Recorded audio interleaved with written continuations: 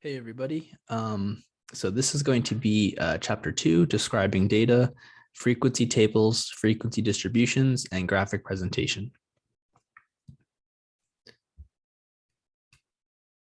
So our learning objectives are going to be as follows. There's going to be 4. Summarize qualitative variables with frequency and relative frequency tables. Display a frequency table using a bar or pie chart. Summarize quantitative variables with frequency and relative frequency distributions, and display a frequency distribution using a histogram or frequency polygon. So these are all going to be pretty similar things. You'll notice that the first two just have to do with qualitative data, and then the second two have to do with quantitative data. So to start, we're going to talk about constructing a frequency table.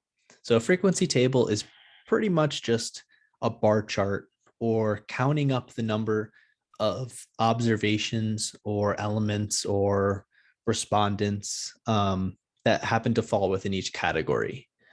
So for example, this group here is a bunch of vehicles sold by locations. So this location, Kane, had 52 cars sold. Olean had 40, Sheffield had 45, and Tionesta had 43. So this is pretty much just going to be counting the number of cars that were sold in each place and putting it into a table. So there's two things that we need to kind of be cognizant of when we're doing this. The data have to be mutually exclusive, which means that if you are part of one group, you cannot be part of another group. For example, if a car is sold in Kane, it's not also sold in Olean. Now, it could be that that car is sold 2 times, in which case you'd have to think about how you might want to represent that data. But typically, you would just have each observation falling into one category. So for example, if I pulled the class and said, what color are your eyes? Unless you had 2 different, one eye each color, you would only fall into, blue or brown or something like this. Second, collectively exhaustive is another requirement, meaning that there is a class for each value. So if I, again, back to the eye color example, if I ask you, what color are your eyes? You have to say something. You can't just say, I don't have an eye color or something like that.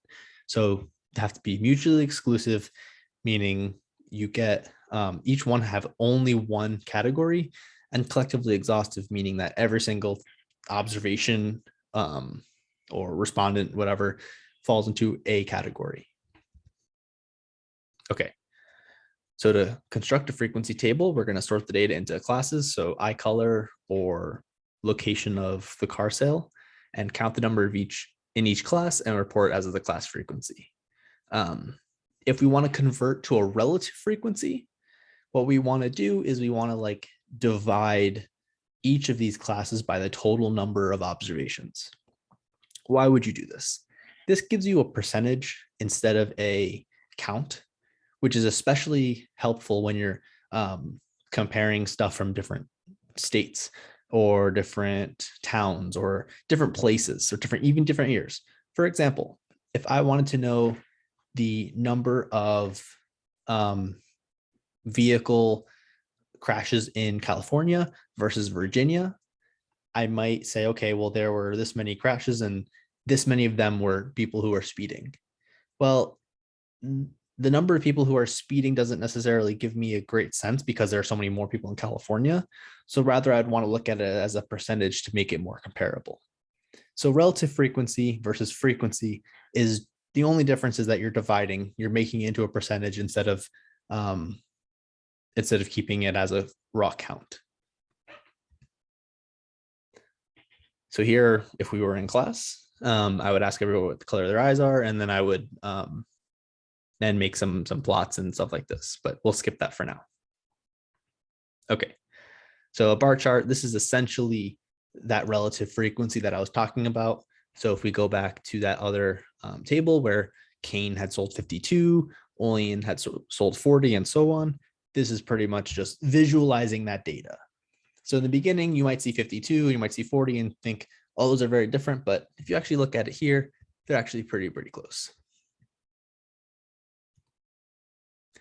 Now, if you want to look at a relative frequency distribution, you can make the famous pie chart. Pie charts are not really used in a lot of serious academic work just because this is a little bit easier to see. And another thing is if you just wanted to make this chart and the pie chart comparable, you could just make these percentages on the y-axis instead of counts.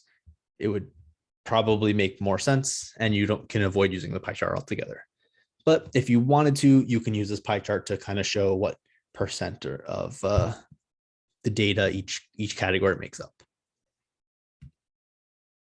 Okay, so that's how you do for qualitative data.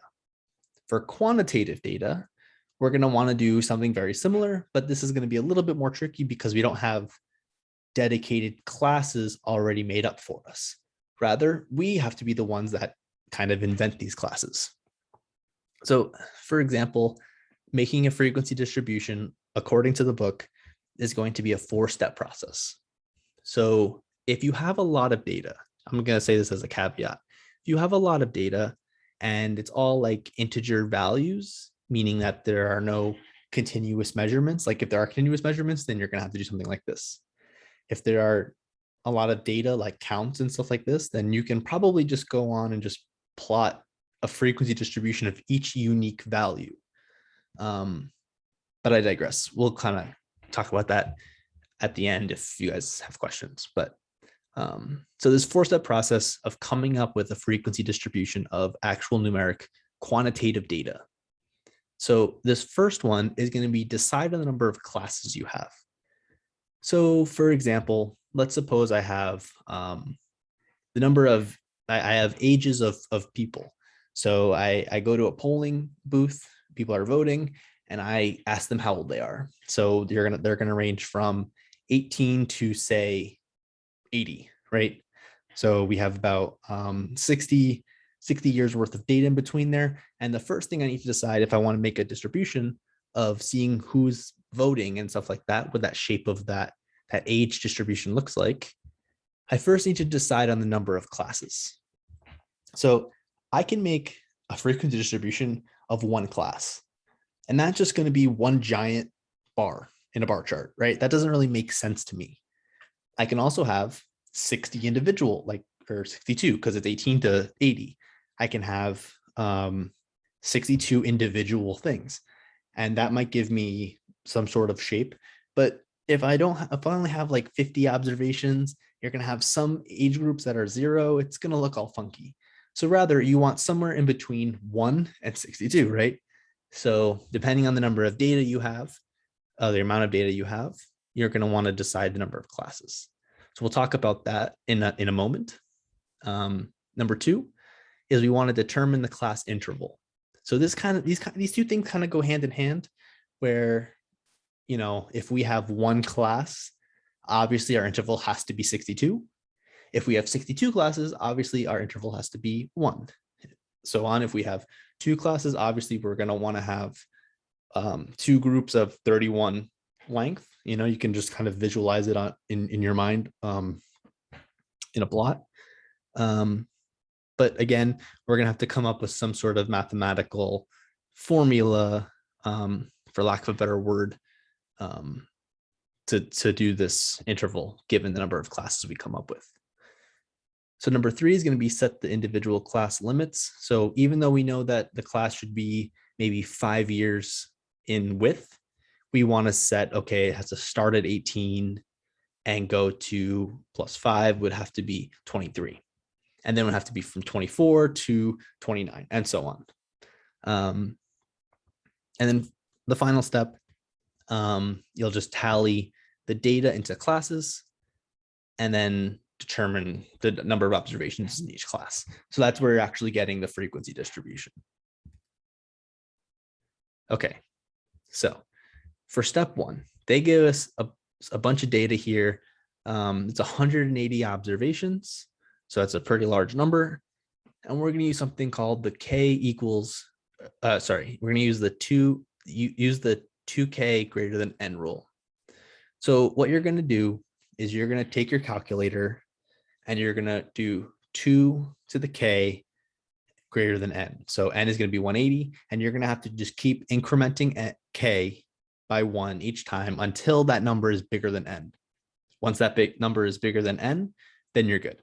So for example, 2 to the first power, that would be one class. That's just 2.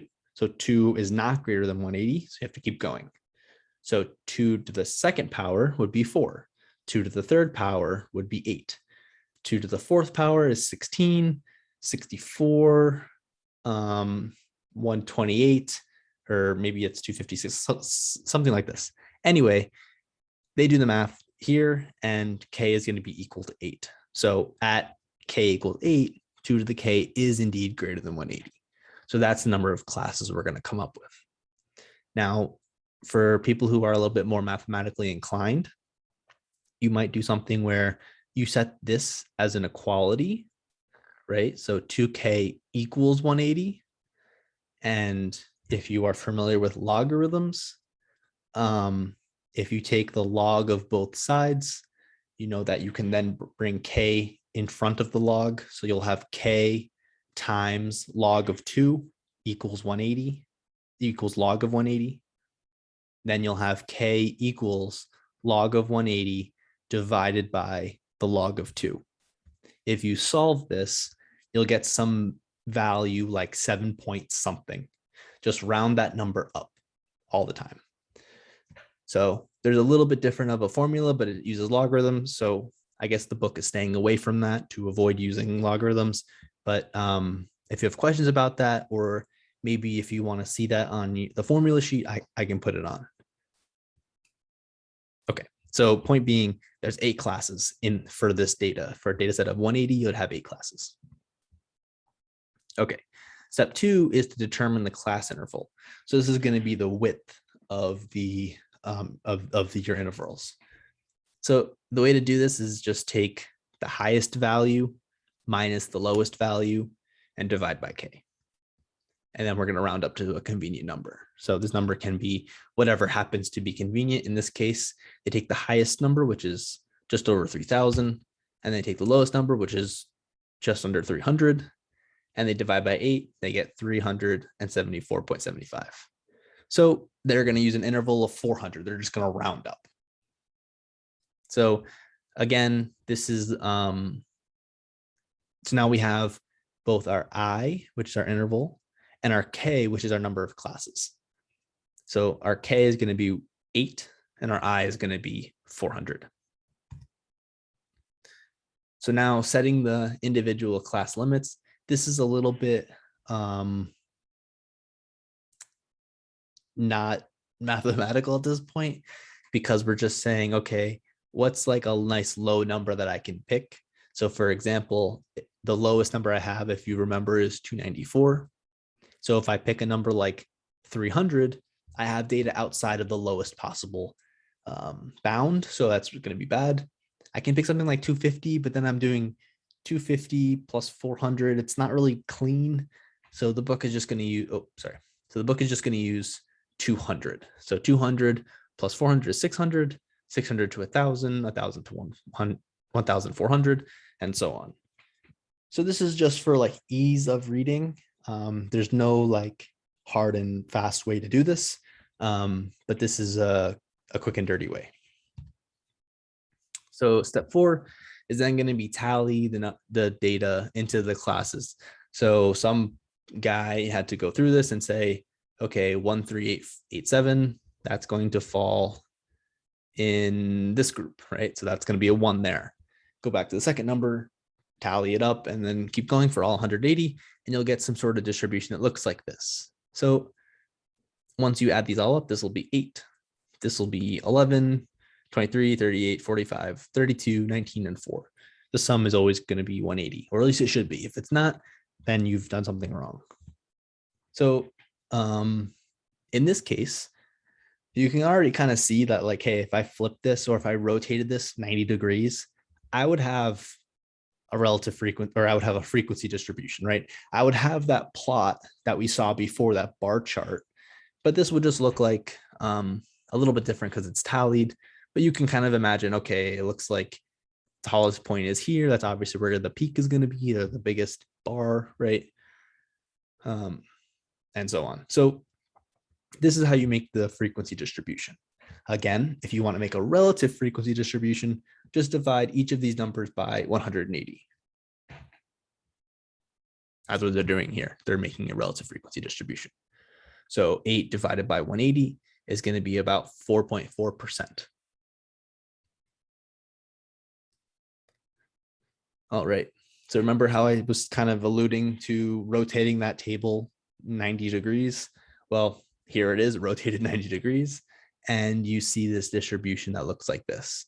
So this is the number of observations that appear between 200 and 600, 600 and 1,000, and so on. So it just kind of gives you a shape of the distribution. It's really important to always visualize your data this way. So you can look at, okay, I'm going to take some sort of summary statistics like mean, median, mode, blah, blah, blah. And I want to know where does that land on the distribution? If, for example, maybe all of my data is either really large or really small. So maybe there's a ton of data that happens between 200 and 600, and a ton of data that happens between 3,000 and 3,400. And there's nothing really in the middle.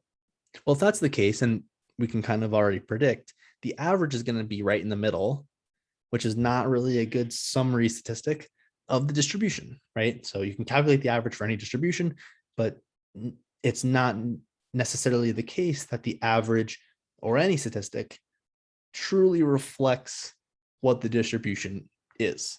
So visualizing the distribution is a really important step in any sort of data analysis process or some things like that. So, sorry, long story short, this type of plot is called a histogram. This is shows you the general shape of the distribution. Notice how the bars are touching in this case, whereas in the bar chart they were not touching. This is indicative of a histogram. Histograms always are touching because that cutoff is super tight, whereas a bar chart, they're distinct categories. So that's why there's a separation versus no separation. And then the height of each rectangle is the count, or if you want to do relative frequency, you would divide by 180. All right. So this next one is called a frequency polygon. So this is a little silly because it's exactly the same as a histogram.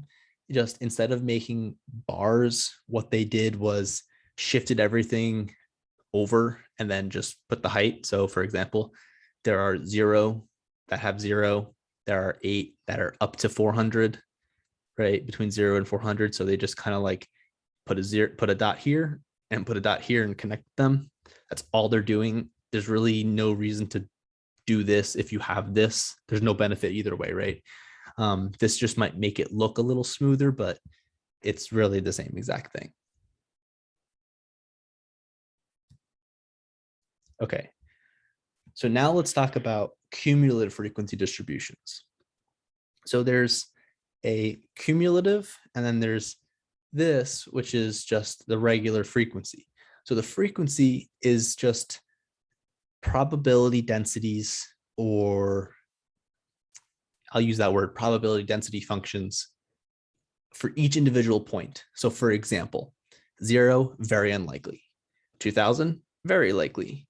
3,600, very unlikely, right? So this is giving you how likely each individual point is. Granted, it's rounded and kind of aggregated a little bit because you have this continuous measure and you have to kind of make it look discrete or make it look like categories. But the cumulative frequency distribution, it's going to add all the previous probability or all the previous frequencies together. So it's always increasing. So in other words, less than 600, there's only 8. Less than 1,000, now there's the 11 from the previous point. So this 11, right? But also plus the previous 8. So this plot can never go down. It can only ever go up or stay flat. So for example, if there's a bunch of missing data or a bunch of zeros in the middle of the distribution, it will increase, remain flat for a while until there's more data that comes up afterwards. So if you ever see a plot that goes down, you know it's going to be a frequency distribution. If it's a cumulative frequency distribution, it's going to look something like this, where it's always going to be increasing. So the steeper the increase, as this line gets steeper, the more data is going to actually live there. Now you might say, like, why is that the case? It's because each individual jump is much faster. So for example, this is a very like shallow slope, meaning that there's very few observations from 200 to 600. Again, very few observations from 600 to 1000. However, from 1400 to 1800 and 1800 to 2200, there's quite a good deal of observations, which means that this slope is going to get more and more vertical. And then again, towards the end here, it's going to taper off a little bit. Now, this y-axis to the left is the raw counts. So just the raw frequencies. But on the right-hand side, you have the percent of vehicles sold, or in other words, the relative frequencies. So for this chapter, you just have to kind of learn how to plot out those relative frequency distributions, regular frequency distributions, and so on. So that's the end of the slideshow. And I'll end the video here.